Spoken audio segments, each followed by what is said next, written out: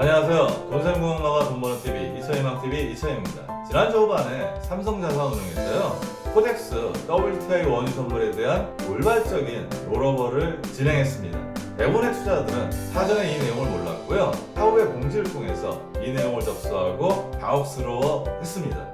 게다가 이날은 유가가 많이 상승했는데요, 그 상승분을 반영하지 못해서 화가 나신 투자자분들도 상당히 많습니다. 삼성자산운용 홈페이지에 보면요, 코덱스 WTI 원유 선물은 매월 5영업일에서 9영업일 사이에 하루에 20%씩 점진적으로 최근 얼물, 즉 가장 가까운 얼물로 선물을 교체한다고 공지돼 있습니다.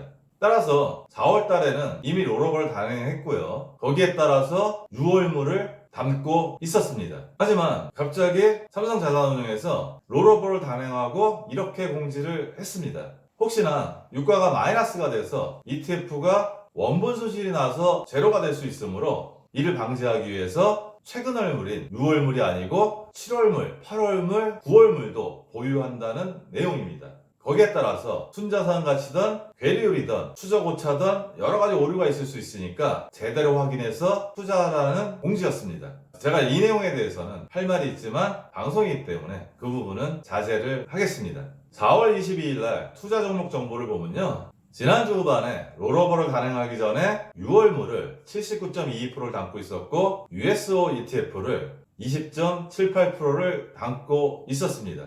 롤오버를 단행한 후에 4월 24일 다시 확인해 보니까 6월물은 34.75%, 7월물은 19.93%, 8월물이 20.19%, 9월물이 9.45%고요. USO ETF도 15.64%를 담고 있으면서 전체 포트폴리오가 바뀌어 있었습니다.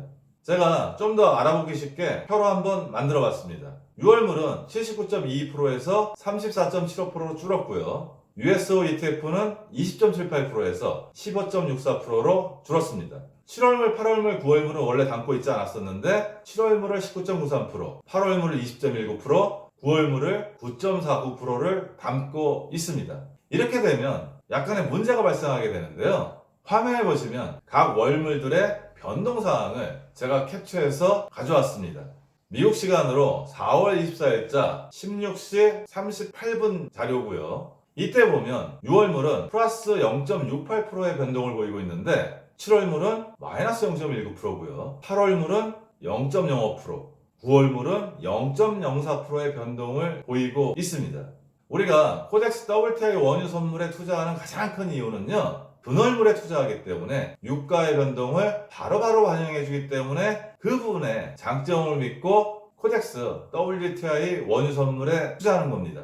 그런데 이제는 6월물 가격만이 아니고 7월물, 8월물, 9월물 가격을 봐야 되고요. 뒤로 갈수록 변동성이 작아지기 때문에 기존 투자했던 분들은 문제가 생기실 수 있습니다. 즉 이렇게 된다면 앞으로 올라갈 때는 덜 올라가고 떨어질 때는 덜 떨어지는 현상이 발생할 가능성이 상당히 높습니다. 그런데 이미 ETF에 투자를 해서 그동안 유가가 떨어져서 큰 폭의 손실을 본 투자자라면요, 상품 구성이 이렇게 바뀌어버리면 그 손실분을 유가가 급격하게 상승하기 전에는 빠르게 만회하기는 쉽지 않을 듯 합니다.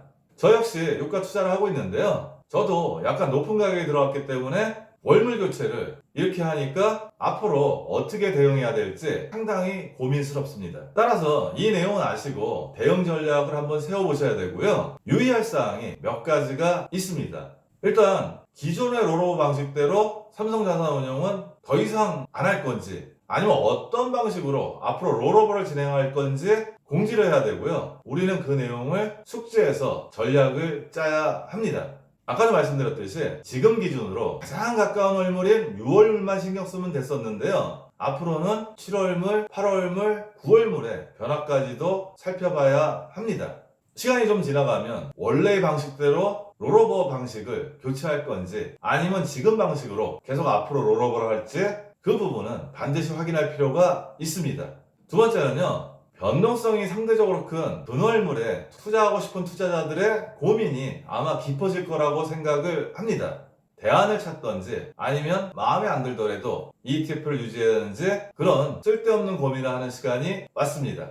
마지막으로요, 매수할 때 증권사 HS창에 INAV 확인하는 창이 오류가 있을 수 있으니까요. 반드시 삼성자산운용 홈페이지나 한국거래소 지표를 확인해 보시기 바랍니다.